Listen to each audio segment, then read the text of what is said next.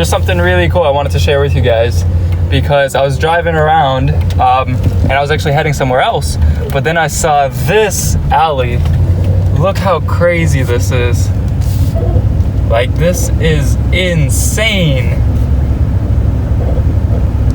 Just so cool. And then I stopped by at a yard sale actually, and I asked the people like what's going on, you know, what's at the end of this road. They said this thing goes out straight into Jupiter Islands, and this road literally leads straight to Hobe Sound Beach, or I mean Hobe. Sorry, why am I saying hobo all the time? I don't know. I'm so used to being a hobo that I call everything hobo. And there's a drawbridge. Look at that. We have to stop and wait for the drawbridge to go down. And it looks like the guy in front of me has a surfboard, which is a great indication because I am ready to surf, mate. I am ready to surf. So we have made it to Hobe Sound Beach. First thing that you notice is the fact that you have got like gray sand instead of, you know, the pearl white sand. Wow, you've got people paddleboarding the waves. That's cool as well. And you notice that you got surfers way out there. Surfers. I forgot to decide what I want to do today because I'm pretty hungover still from yesterday, but I think surfing a little bit would be nice. So, I think I'll give it a go. I'll tell you what, that was a pretty intense surfing experience because I haven't surfed in like a long time, and man, I just got slaughtered out there. The reason I got out is I ended up tearing my like bracelet thingy, or the anklet or whatever thing off. You can tell that's already kind of coming apart, and this whole thing like ripped off. So this thing kind of ripped off that thing right there. So I don't know, maybe I need one of those, or I'm gonna try to figure out how to do it. But first time surfing in a long time, pretty brutal. Yeah, I don't know, you gotta paddle out there. It's a lot of work, especially if you're hungover. If you just had a like crazy, you know, party night the last 3 nights, you're just destroyed like physically. I did get one good wave where I was like, I caught the wave, I was gliding it, but I didn't manage to, you know, stand up because my surfboard also doesn't have wax. So the whole time I'm like slipping and sliding on this little tiny board. It's a nightmare. Maybe I'll get some wax first and I'll wax it up, and then I'll fix the anklet thing, and then I'll just keep trying, I guess. Who says you can't meet good people on your travels? Check this out. So I ran into the lifeguard who gave me a whole bar of wax, of warm water wax, Mrs. Palmer's. He says this is the best stuff out there. And I just went ahead and waxed the heck out of my board from literally up here, where I guess my front foot is gonna go, to down here. Right, yeah, somewhere here. My back foot is gonna be somewhere here. I'm still trying to figure it out, but I waxed the heck out of it. Like, it's pretty bumpy and stuff. You want it to get bumpy as well. I don't know, I'm a little bit new to this, to be honest. So, let's try it. Wax. Surf day number 1, out.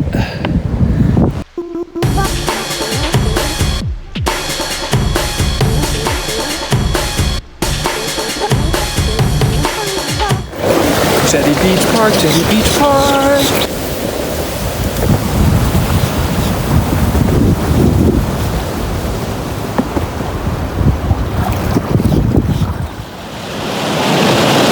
So this over there is where all the rocket launches are happening. This whole island is, you know, space territory, I guess. SpaceX, not NASA, I guess Jeff Bezos and stuff as well.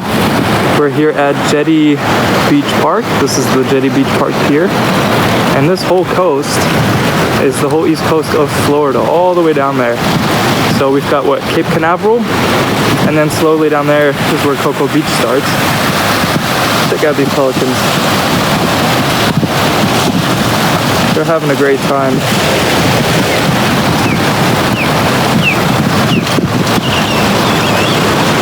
Looks like somebody's sailing today. Oh, and over there are dolphins. A whole herd, I guess they're called a herd, of dolphins. Hoping that the SpaceX launch today was worth the 10-day wait, all the, you know, delays and everything. It'll be my first time watching a space rocket launch, so I'm really excited to see how that goes. And I'm hoping maybe this will be a cool location for that. If not, I've got a couple alternate locations as well, but I'm hoping to kind of see everything from here. So I'll see if I can get some footage. You guys will see it. Oh my god! No way. My live is off. It's wrong. What? Wait. That is the coolest thing.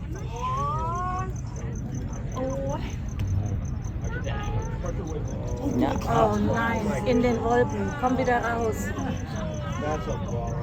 Oh man. Look how it's lighting up everything. What the?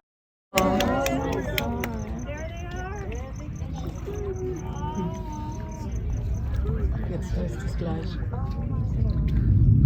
Oh my god. That's unreal.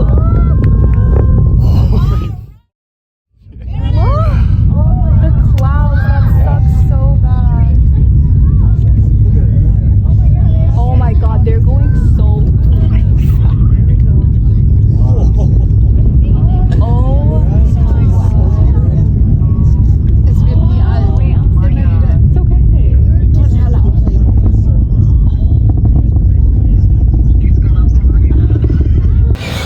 Okay guys, so let's touch base here because it's a couple days have passed. I've been kind of doing a couple things, you know, editing some videos for you guys, and also taking care a little bit of my mental health. And as you can tell, my voice is kind of gone. I got a little bit sick, so I just needed a couple days to reflect. What did we do? Let's sum it up. We saw the SpaceX launch from Cape Canaveral, launch pad 39A. We saw it pretty much on the way to Linda Beach. There's a bridge. It's actually right there behind me. I think this is called, I don't want to say something wrong, but it's a bridge right before you get to Linda, and the cops wouldn't let us pass pretty much to Linda. So everybody was watching it from the bridge or below the bridge. It was really, really cool. Like, I met some Germans and had a really, really good launch. Like, my first ever launch. It was pretty intense. For me, the most shocking part was just the whole like overwhelming sound of it. Like, I mean, the thing goes up, right? And then 15 seconds, 20 seconds later, you get hit with this, like, with the, you know, the sound wave, because the sound is delayed and stuff. But I didn't know it was going to be delayed that long, and it just hits you, and it's just this, like, roaring of, like, immensity. The ground is trembling below you, you know? It's really, really cool. Okay, so we've seen the SpaceX launch. We took some time for ourselves. Kind of chilled, had a good time, to be honest. And I wanted to show you guys what we're cooking today. We picked up some food, some real food this time. And, oh look, the birds are already interested. The birds already want to know what I'm cooking. Well guys, look, here's what we're making. We got ourselves a corned beef brisket, a huge block of meat. I mean, I'm gonna have to try to cook this thing and eat it all today and tomorrow because it's gonna spoil because I don't have a fridge or a cooler. I've went ahead and I made myself a little Caesar salad. And then I've got some bread here to go along with this. Yeah, I mean, pretty simple stuff. Maybe I'll add a couple more, maybe I'll make a sauce or something as well. But here's my cooking utensils, my propane gear, which means my propane cooker. I've already got my pan on there with some olive oil. Here's my cutting board ready to go with a little bit of pepper, some barbecue sauce to make that meat really, you know, sizzle. I guess I'll just eat it as I go. And then a box of stuff and, you know, obviously water and cleaning up stuff in my container. I got another stowaway container from the dollar store for $1, Betty Crocker.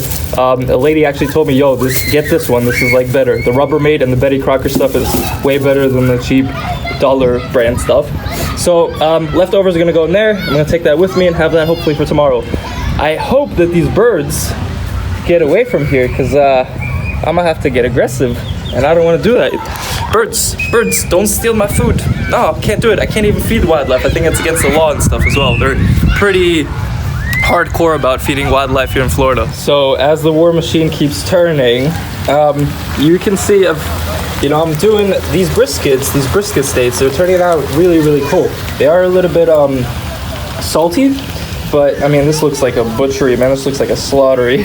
I'm sorry, but it is actually really delicious. I'm eating with the salad, and then I'm gonna take it with me. It's a shame that I have so much meat. I can't let it go to waste. Like, I mean, the deed is done.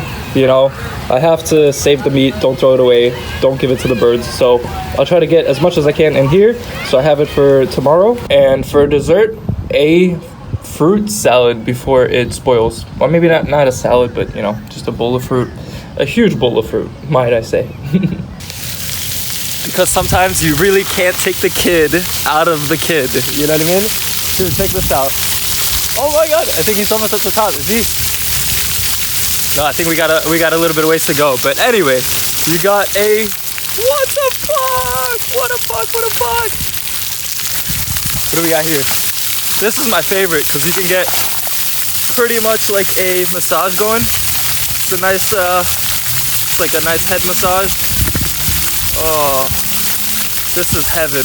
Like, yeah, the van life is pretty hard, eh? All right, ready? Ready? Oh my god! Oh, yeah. Oh yeah. I might take today to do like a scenic drive, you know, in that peninsula kind of there, north of Cape Canaveral. I forgot the name, I'm sorry. But I'll do a little scenic drive and maybe do a couple trails today and then hopefully end up in Daytona for the night. So, cool, stay tuned, let's keep going, let's see what we can do, and... So I'm here at the Merritt Island Wildlife Refuge. You can go on this little boardwalk. I think it's free. I've also got my national annual pass, so I'll have free entrance. I'll have the entrance fee of $10 waived at the Black Point Wildlife entrance, which is a one-way road, a loop road. But yeah, I'm just gonna do this little boardwalk trail just to kind of get back into nature, you know? I felt like I spent a little bit of time in the city. It's fun to be a little bit among nature and just be peaceful once again. Okay, so this is pretty neat. I just saved $10 with my annual pass again, my national America the Beautiful annual pass. Cost $90, so I've actually already spent $45 of it. I need $45 more to, you know, get my value back. But look, we're doing a wildlife trail in a car. Like, we've got our own vehicle as the mode of transport. This is a one-way road, and you just kind of drive along and you try to find animals in this, you know, very subtle way. Of course, me doing me, I always do what I do best, and that's some things that aren't very intelligent. But this is me driving my car while leaning out of it, filming. Hopefully I don't fall out of my car and crash my car. That would be terrible. But this is really cool, guys. I'll show you guys a little bit where I drive off to, because I feel like I can do this safely. But look at that. We're gonna make this turn here. Kind of go in here. I'm exploring as much as you guys are exploring. So we are on our own virtual safari. Hi mate, I'm just chilling here. Mate, do you mind, mate? Do you mind? Cheers. This bird is a little bit unusual. I don't think I've seen a guy like this.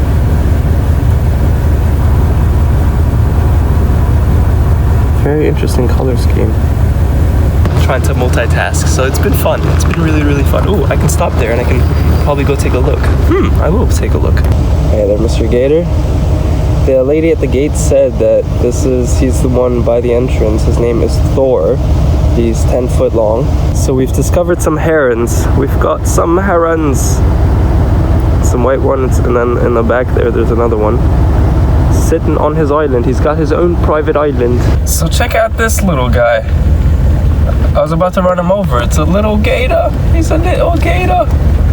And he just wants to get into the water.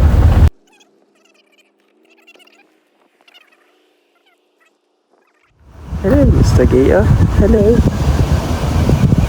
Little tiny guy. My campervan.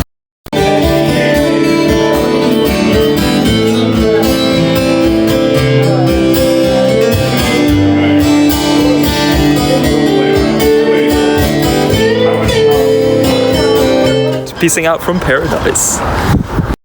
I don't know, this meal has been sitting in my cooler for like 3 days without refrigeration, without ice. I'm kind of scared that it's gonna give me stomach problems because it might be it might be spoiled, but it doesn't taste spoiled. It tastes like a little bit spoiled, like on the edge, you know. So that's what living on the edge is all about, is eating food that's also on the edge. So cheers to that. Hashtag van life.